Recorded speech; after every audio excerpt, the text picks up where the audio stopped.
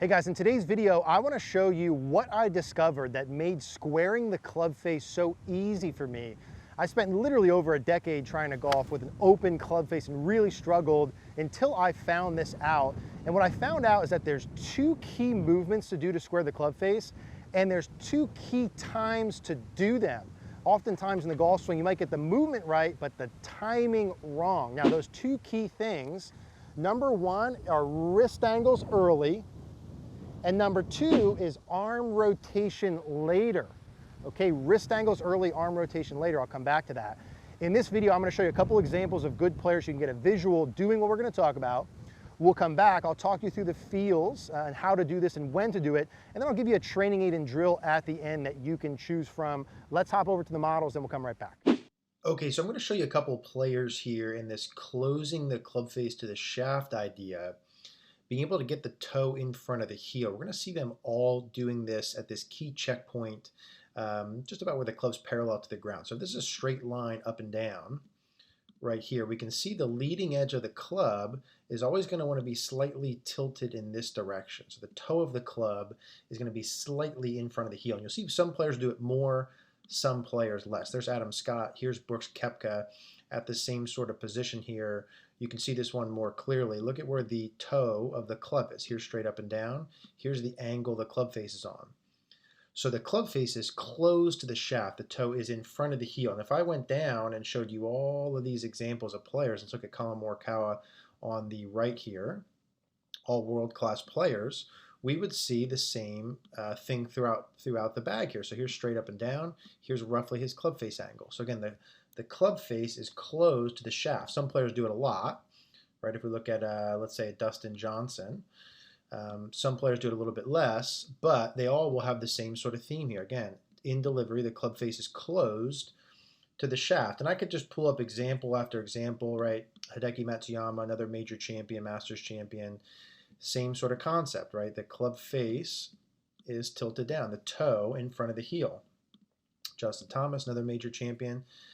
And we're going to talk through the hows, right? It's the wrist angles early, it's the arm rotation late, but they all have the same thing. Toe in front of the heel. And it's at that key position during the downswing that we see that over and over. So I could show you, 100 different players, but hopefully you'll see, you'll see the proof there within these couple. I'll give you one more. Tommy Fleetwood here on the way down, toe in front of the heel. So we can see right there the same thing. Club face close to the shaft. Now, doing the wrist angles early, let me show you Xander Schauffele, just an example. And I'm going to show you this in more detail after we're done here.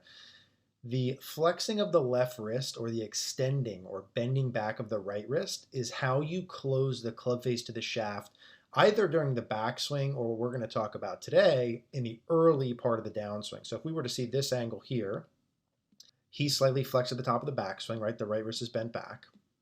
Club face is already closed to the shaft. So he doesn't have to do as much, but still in early transition, we would see him increasing the flex of the lead wrist slightly.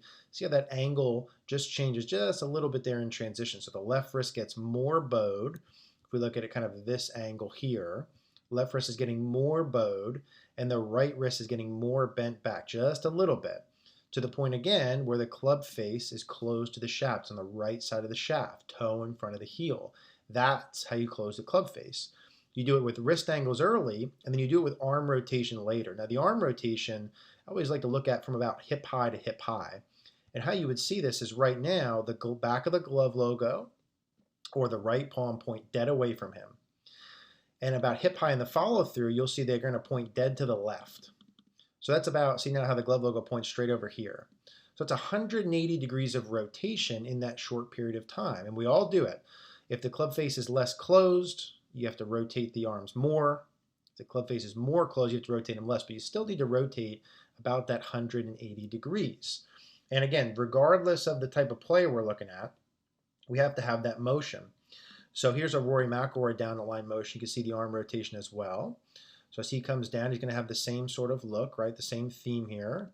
Can't see that great, but you can see the club face is definitely closed to the shaft. And now look again, the right palm and the back of the glove logo are pointed dead this way.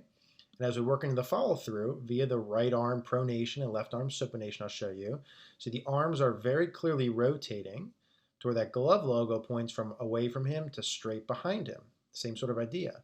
The right palm is pointed straight away, and then it's straight to the left. So let's just give you a look here one more again, and we'll give John Rahm on both sides so you can see this.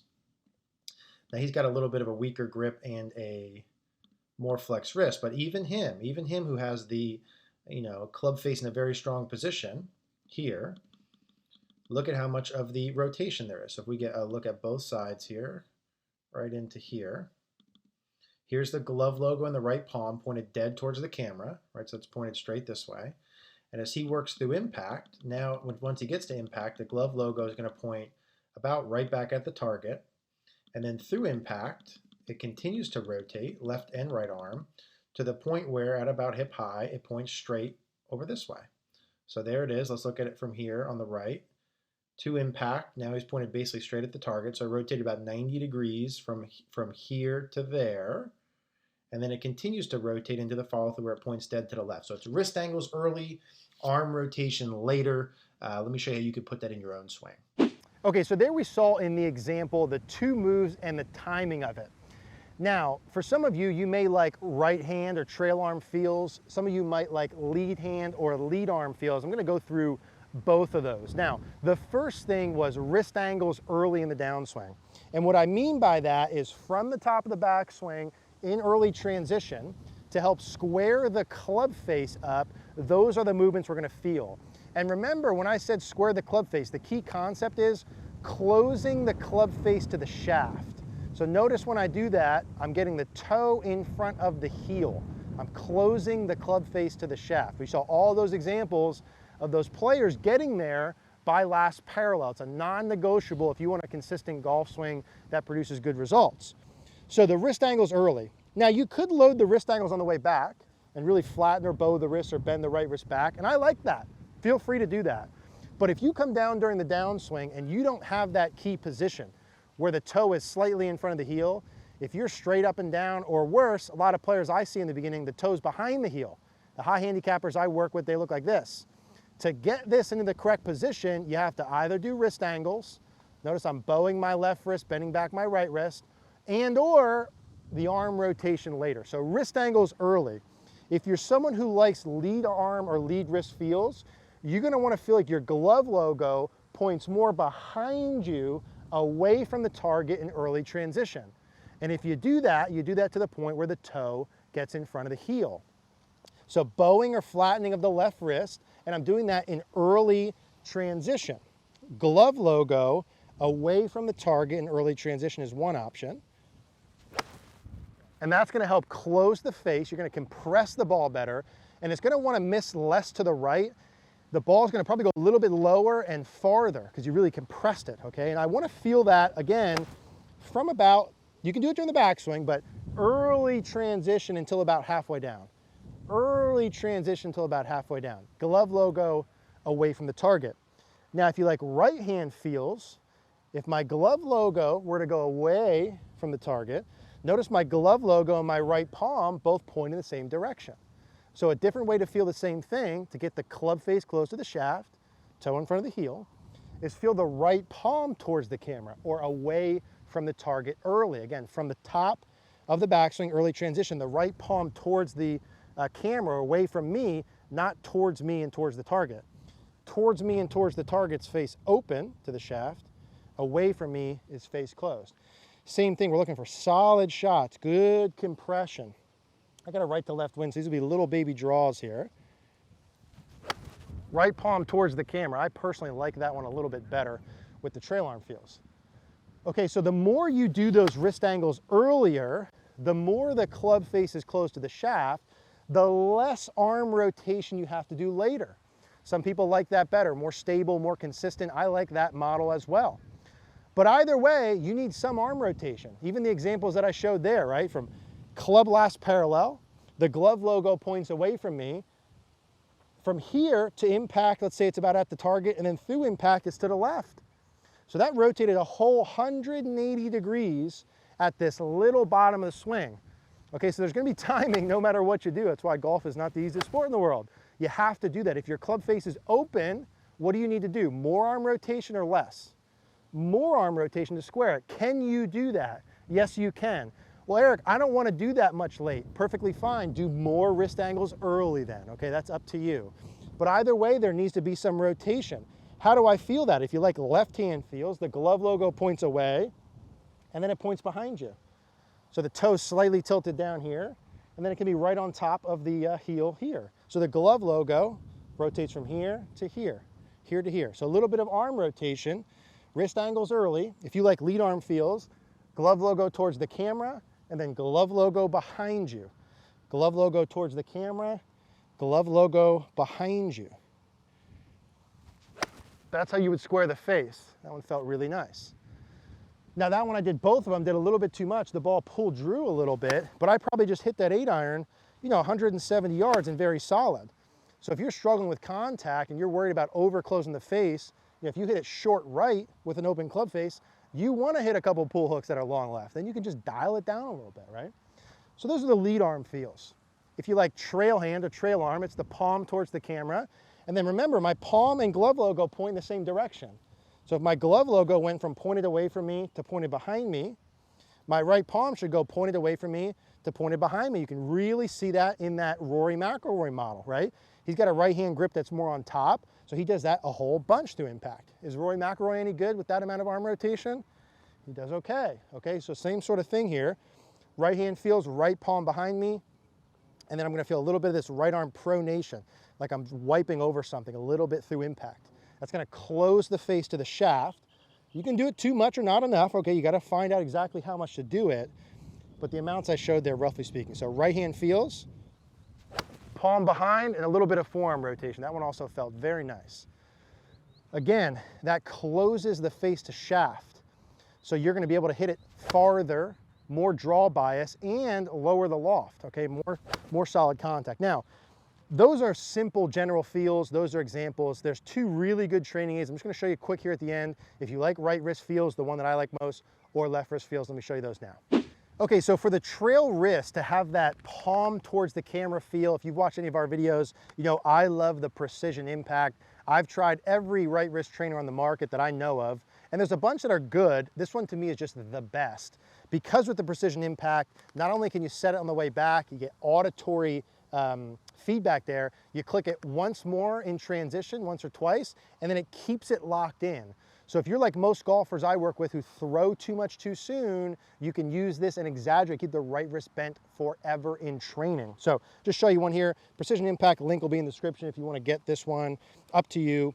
But I'm going to click this back in the backswing, and then once more in early transition, I'm feeling the palm towards the camera and then a little bit of this pronation. My thumb is feeling like it's going from up and back to down and left, okay? So it's a healthy amount of arm rotation, but again, this is to help close the club face. The more of the wrist you do early, less arm rotation you need later. So there's just that one little extra click in transition. If you like right wrist feels, precision impact is my favorite one. Okay, if you're someone who likes lead arm feels, same thing. I've tried a lot of lead arm training aids, and the one I still like the best is the hanger. It's simple, it's easy, I can hit balls with it, gives me great feedback. I like to set the hanger up if 12 o'clock is straightforward, at about 1 o'clock, between 1 and 2 o'clock. So a little bit of space between my, just a little bit, just inside of my trail form at setup. Now, on the way back, I'd like to get the lead wrist pretty flat, so you might even be touching at the top. For me, I'm slightly off of the top, and then I feel it touch in transition. And when I feel it touch, that's that glove logo away from me. That's me closing the face to the shaft, getting the toe in front of the heel. Now, what I feel like is I do that a lot early, and then I don't need as much of the arm rotation later, okay? So hanger is a good option if you want to get the wrist angles. This, again, will be in the description down below. I'm going to have it just off and feel like I get it on in transition, get the toe in front of the heel, get the club face in a good position. Then I can do everything I want through impact. Let's go ahead and give that one a try here. Yeah, and there's a very solid one, same sort of ball flight. So two different options, lead arm, lead wrist, right hand, right wrist, both in the description down below. All right, guys, so there it is. That's what I discovered for me with my club face getting it closed, was that the wrist angles want to happen early, the arm rotation a little bit later on. See the wrist angles, try that first. If that closes the club face up enough, you don't need as much arm rotation later. but you still need some, and everyone has some, so don't be afraid of that. Now listen, whether you like left hand, right hand feels, which one do you need better? As I mentioned in all these videos, right, I need to see your swing. I can guess a little bit, but if I see your swing, I can pinpoint, oh, okay, here's the root issue. You need this with your right wrist at this time, this amount. Here's how you know if you did it right, you did it wrong, how many reps to do, when to move on to step 2. All that stuff is stuff I've learned over the past 15, 16 years that I can share with you to help you play better, but I have to see your swing. So either come see me in person. We'll put that link down below for some in-person lessons. If you can't make it in person, CogornoGolf.com. That's where you can sign up. Go there now, send your swings in. My team and I will put together a plan, right? Specific plan for you to identify those root causes so you can make real progress like I did once I learned these things and play the best golf of your life this year. As always, I appreciate you guys watching. Leave a comment down below if you have any questions.